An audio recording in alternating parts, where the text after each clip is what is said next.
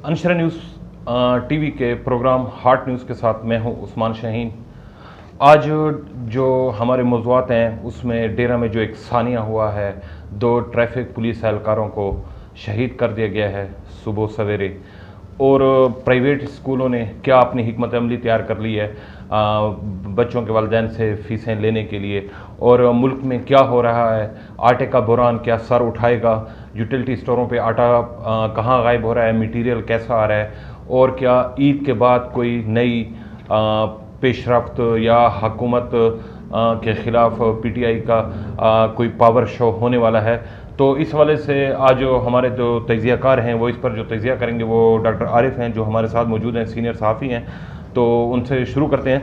Doctor साहब, क्या वाक़या हुआ न्यू सब्ज़ी मंडी के करीब? दो ट्रैफिक पुलिस एहलकार, एक का नाम टीओ शौकत बताया जा रहा है और दूसरा जो ट्रैफिक एहलकार था हबीबुल्ला उसका नाम बताया जा रहा है। कैसे हुआ और पुलिस ने अभी तक क्या पेशरफ्त की है?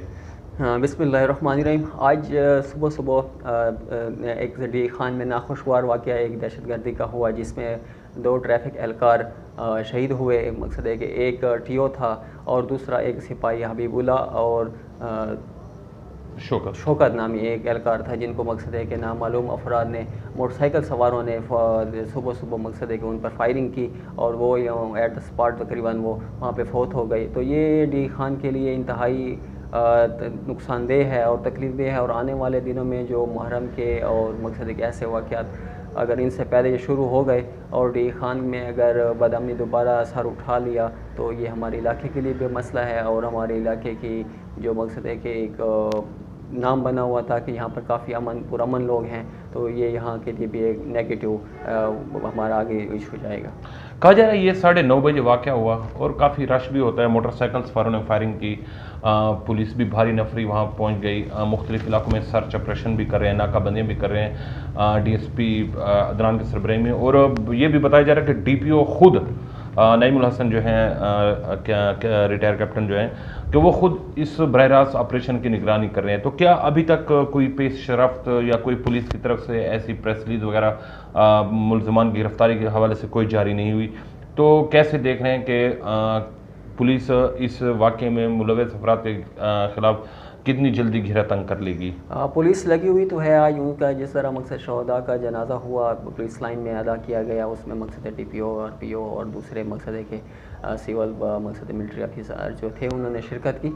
और पेशरफ्त के हवाले से जो आप कह रहे हैं तो उसमें एक पेशरफ्त हुई है। उनकी मकसद पिक्स आई हैं, मकसद उन्होंने सीसीटीवी कैमरे से कहीं से वसूल किए हैं। तो एक मोटरसाइकिल पे मकसद दो सवार थे, मकसद उन्होंने नकाब लगाया हुआ था। तो उम्मीद है कि मकसद इसको आगे इसको बढ़ाएंगे। चलो, हमारी दुआ है कि डी खान में जिस तरह अमन व अमान कायम है आगे भी अमन व अमान कायम रहे, और पुलिस जो है इस वाक़े में मुलजमान को जल्द गिरफ़्तार करे ताकि जो अमन की एक फ़िज़ा थी वो दोबारा बहाल हो सके, कायम रह सके, और आवाम के दिलों में फिर पैदा होने वाला खौफ ख़त्म हो सके। तो डॉक्टर साहब, प्राइवेट स्कूलों के हवाले से बात करते हैं। सुनने में आया है कि बाज़ प्राइवेट स्कूल इस टाइम शदीद गर्मी में खुले हुए हैं, और बाज़ प्राइवेट स्कूलों ने बच्चों को छुट्टियों का काम नहीं दिया। उन्होंने शर्त आयद की कि पहले फ़ीसें जमा कराएं फिर बच्चों को छुट्टियों का वर्क मिलेगा। ये क्या कर रहे हैं प्राइवेट स्कूल वाले? तालीम को इन्होंने कमाई का ज़रिया बना रखा है या ज़्यादा तालीम फैला रहे हैं ये? ये जो अलमिया है ये बहुत ही काफ़ी अरसे से मकसद है कि शुरू था, पनप रहा था, और अब इसने मकसद बहुत सर अपने आप को उठा लिया, और ये अब मेरे ख्याल में बहुत ही नुकसानदेह साबित हो रहा है। क्योंकि इस वक्त ये कंडीशन है कि ये कारोबार बन चुका है, और जो भी जब कारोबार चीज़ बनती है, जो भी मकसद है कि तालीमी निज़ाम था वो उसी पे चलते तो ये सबसे अच्छा था। मगर इन्होंने जब कारोबार बनाया, कारोबार में ज़ाहिरी बात है उनकी कुछ शराइत होती हैं, वो नुकसान कभी बर्दाश्त नहीं करते। खिदमत खल्क वाला जज्बा तो अब इनसे चला गया है। और अब अच्छा एक और भी बात बताऊं कि अब मकसद है कि जून जुलाई अगस्त ये 3 महीने की अगर 2.5 महीने की छुट्टी हैं तो ये 2-2 महीनों की फ़ीस भी ले रही हैं बाज़ दफ़ा। अच्छा, ये मकसद इनको हालांकि चाहिए था कि जिस तरह रेगुलर 1-1 महीने की फ़ीस लेते थे वैसे लेते फिर भी ठीक था, मगर इन्होंने अब ये भी जुल्म शुरू कर दिए कि 2-2 महीनों की फ़ीस भी ले रही हैं और उन बच्चों को होमवर्क भी नहीं दे रहे जिन्हों की फ़ीस जमा भी नहीं है। तो ये भी मकसद है कि हमारी ज़िली इंतज़ामिया जो है उनकी बहुत इंतहाई नाक़िस कारकर्दगी और हिकमत अमलिया, चूँकि ये इनकी ज़िम्मेदारी है ये commissioner, assistant commissioner, deputy commissioner की ये ज़िम्मेदारी है कि वो मकसद है कि इस बारे में चेक करें और इनको देखें, और इनकी मकसद जो टीमें हैं वो देखते हैं कि मकसद है कि हालांकि कानून में है कि जो अगर छुट्टियां हो गई हैं, उनका कोई लेटर इशू हुआ है तो वो पूरे केपी में होता है। मकसद है वो सिर्फ एक स्कूल के लिए या एक इदारे या सिर्फ सरकारी स्कूलों के लिए नहीं होता, मगर बदकिस्मती है यहाँ पर कि मकसद है कि ये इस चीज़ पे नज़र नहीं रखी जा रही ना। ज़िला इंतज़ामिया की तो आप बात ना करें, मैं कहता हूँ कि अगर पूरे KPK में कोई नाअहल ज़िला इंतज़ामिया है तो वो DA खान की ज़िला इंतज़ामिया है। सरकारी निरखनामे पे अमल दरामद कराने में ज़िला इंतज़ामिया नाकाम है। मनपसंद रेट जो हैं वो लागू हैं। फुटपाथों पर, सड़कों पर तजावीज़ात वैसे हैं, खुलेआम पेट्रोल वैसे फ़रोख्त हो रहा है। AC जितने पंपों पे गया है वहाँ पे जो उन्होंने नाम निहात कार्रवाई की है वो सबके सामने, उसके बाद वैसे ही खुलेआम। यानी ज़िला इंतज़ामिया की तो बात मत करें, ज़िला इंतज़ामिया तो एक इशू को देखते हुए भी नज़रअंदाज कर देती है। आप ये बताएं कि वालिदैन क्या करें? बच्चों को क्या प्राइवेट स्कूलों से निकाल के कोई तहरीक चलाएं और सरकारी स्कूलों में दाखिला कराएं? और सरकारी स्कूलों में क्या तालीमी मियार इतना बेहतर है कि वो प्राइवेट स्कूलों को कवर कर सके? सरकारी स्कूलों के जो टीचर्स हैं ना, तो वो तो इंतहाई क्वालिफाइड भी होते हैं, अच्छे भी होते हैं, मगर बदकिस्मती है कि मकसद जो उनको चेक करने वाले हैं या उनकी मकसद एक मॉनिटरिंग है वो इस लेवल की नहीं है कि वो उनको मकसद सज़ा और जज़ा का अमल हो वहाँ जहाँ पे कि वो बच्चों को सही मानों में पढ़ाएं। अदरवाइज़ प्राइवेट स्कूलों में जो मकसद टीचर्स होती हैं वो ना इतने क्वालिफाइड भी नहीं होती, उनकी तनख्वाहें भी इतनी ज़्यादा नहीं होती, मगर फिर भी वो मेहनत करते हैं। मकसद इसलिए जो वालिदैन हैं वो अपने बच्चों का बेहतर मुस्तकबिल को देखते हुए उनको प्राइवेट स्कूल में ले जाते हैं कि चाहे अल्लाह करे कि हमारा मकसद चलो अभी फ़िल वक्त तो मुश्किल टाइम से गुजर जाएं, मगर आने वाला जो वक्त हो हमारे बच्चों के लिए भी अच्छा हो और हमारे लिए भी अच्छा हो। तो इसलिए वो मकसद है कि वालिदैन की कोशिश होती है कि हमारे प्राइवेट स्कूलों में बच्चे पढ़ें और वहाँ पे उनको मकसद है कि वो प्रोटोकॉल भी मिले, उनका साफ़ सुथरे लिबास भी हों। तो ये चीज़ें अगर सरकारी स्कूलों में इम्प्लीमेंट हो जाएँ, मकसद है उनको सही मानों में इम्प्लीमेंट किया जाए, तो मैं समझता हूँ कि सरकारी स्कूल के जो टीचर्स हैं वो इनसे कम नहीं हैं। तो इसका मतलब है कि प्राइवेट स्कूलों का जो अज़ाब है वो आवाम पर वैसे नाज़िल रहेगा, बच्चों के वालिदैन पर वैसे नाज़िल रहेगा। उनकी जैसी भी शराइत हैं, डबल फ़ीस की शराइत हैं, सालाना एनुअल फंड्स की शराइत हैं, सालाना एग्ज़ाम फ़ीस है, वो उनको माननी पड़ेगी। उनके पास कोई दूसरा चारा नहीं है और ना ही कोई नोटिस लेने वाला है। अच्छा डॉक्टर साहब, एक इशू चल रहा है कि आटा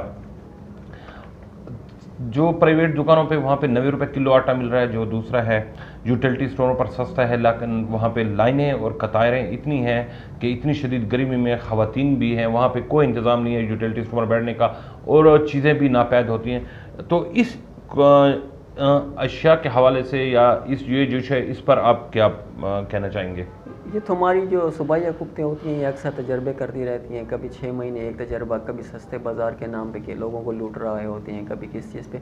मकसद ये सूबाई हुकूमत के प्लान होता है कि मकसद वो पूरे सूबे को खुराक का जो आटा होता है खाने में, तो उसको सही तरीके से पहुँचाएँ और उनको चेक भी करें। और यूटिलिटी स्टोर पर जो वफाक की तरफ से आता है तो उसको भी चेक मॉनिटरिंग उनकी होनी चाहिए, मगर बदकिस्मती यहाँ पर यह है कि उनको वो कोटा नहीं मिलता या उनकी वो शॉप्स इतनी ज़्यादा नहीं है। और एक चीज़ और भी मैं आपको बताऊँ, पहले मकसद आज से कुछ दिन पहले 10-15 दिन पहले यहाँ सिटी में कुछ दुकानें थी जहाँ पर मकसद है कि उनको एक सेटअप का नाम दिया गया था, जहाँ पर सरकारी आटा जो था वो मिल रहा था गरीब लोगों को, मगर बदकिस्मती से पिछले कोई 2-3 दिन से हम देख रहे हैं कि वहाँ पर वो कह रहे हैं कि हमें DFO ने, मकसद फूड कंट्रोलर ने कहा है कि मकसद है कि ये जो आटा है अब वो ट्रकों की सूरत में लाद कर हम इसको सड़कों पे घुमाएंगे और वहाँ पर ये फ़रोख्त किया जाएगा। तो ये मेरे ख्याल में इंसान लोगों को ज़लील करना और ख्वार करने के मुतरफ़ होगा, क्योंकि अगर वो एक दुकानें हैं जहाँ पर लोगों को पता होता है कि जिस वक्त भी हम इजी होंगे तो वहाँ से जाके ले लेंगे, मगर ये अब वो लोग गरीब मजदूर, दिहाड़ीदार तबका और कारोबार वाले, छोटे कारोबार वाले,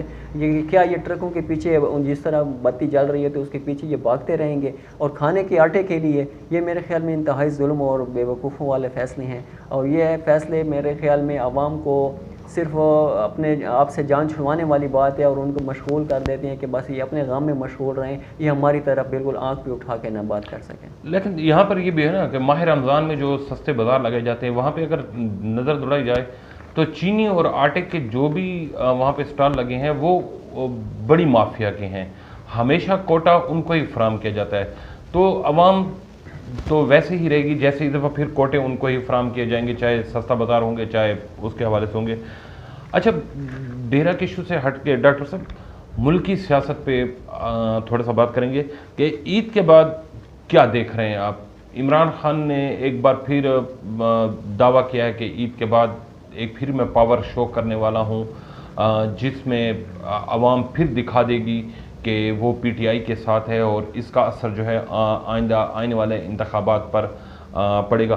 तो क्या कहना चाहेंगे इस बयान पर? पहले तो मैं आपके पिछले सवाल में एक जवाब ऐड करना चाहता हूँ कि ये यूटिलिटी स्टोर वाले जो हैं, रीजनल मैनेजर जो है, इनको भी चाहिए कि जो इन्होंने ऐलानात किए हैं कि ये स्टोर के बाहर जो सहूलियात होंगी, ठंडा पानी होगा और या टेंट या लगा हुआ होगा, और ये चीज़ें बिल्कुल डेरा इस्माइल खान में कोई नज़र नहीं आती, किसी जगह पर भी नज़र नहीं आती। इनको भी अमली जामा पहनाया जाए और इनके ऊपर चेक भी रखा जाए, ताकि अगर वो फ़ंड आ रहा है तो वो कहाँ जा रहा है, अगर नहीं आ रहा तो वो लाना चाहिए, क्यों नहीं आ रहा। और दूसरी बात जो आप कह रहे हैं कि मकसद पीटीआई की हुकूमत जो है थी, उसके बाद इमरान खान ने क्या ऐलान किया, तो उसके लिए इमरान खान बिल्कुल उन्होंने कार्नर मीटिंग भी शुरू की हुई है। अब मकसद है अब इलेक्शन जो आने वाले हैं, इसके लिए जो ज़िमनी इलेक्शन होने थे, तो उसके बाद भी ये चलेंगे आगे, और इन्होंने एक टफ़ टाइम देने के लिए तैयारियां कर रहे हैं। मगर हालात जो हैं उसमें मकसद है कि आप किस तरह करवट बैठते हैं, ये अंदाज़ा उस वक्त होगा कि जब ये फ़िलहाल तो ईद आने वाली है, लोगों का वैसे भी इनके साथ रुझान इतना ज़्यादा नहीं है। सिर्फ मकसद है इनके जो अपने वोटर तो नहीं कह सकते, एहलका यानी ओहदेदार जो हैं वो इसी गर्म जोशी के साथ इनके साथ चल रही हैं, फिर रहे हैं। मगर वोटर उस वक्त आएंगे ईद के बाद, देखेंगे मकसद है अगर मौजूदा हुकूमत ने कोई महंगाई में कमी की या कोई अच्छा रिलीफ दिया, तो मेरे ख्याल में इनके जो पीटीआई के ख्वाब हैं वो भी चकनाचूर हो सकते हैं। अगर मौजूदा हुकूमत ने मकसद कोई स्टेप अच्छे ना उठाए, और जिस तरह मकसद है कि वो पिछली हुकूमत की तरह ये भी महंगाई भी करते रहे और आवाम को जलील और परेशान करते रहे, तो फिर मेरे ख्याल में पीटीआई के लिए बहुत सारे अच्छे ख्वाब होंगे अगर ये कामयाब ये मौजूदा हुकूमत पे जाएगा कि वो किस तरफ मकसद इसको लेती हैं। डॉक्टर साहब की आपने बातें सुनी, आज तक इतना ही। कल फिर हाजिर होंगे करंट इश्यूज़ के साथ, और जो नई ताज़ी होगी उस पर आपको आगाही देंगे। उस्मान शाहीन और डॉक्टर आरिफ को हार्ट न्यूज़ से इजाज़त दीजिए। अल्लाह हाफिज़।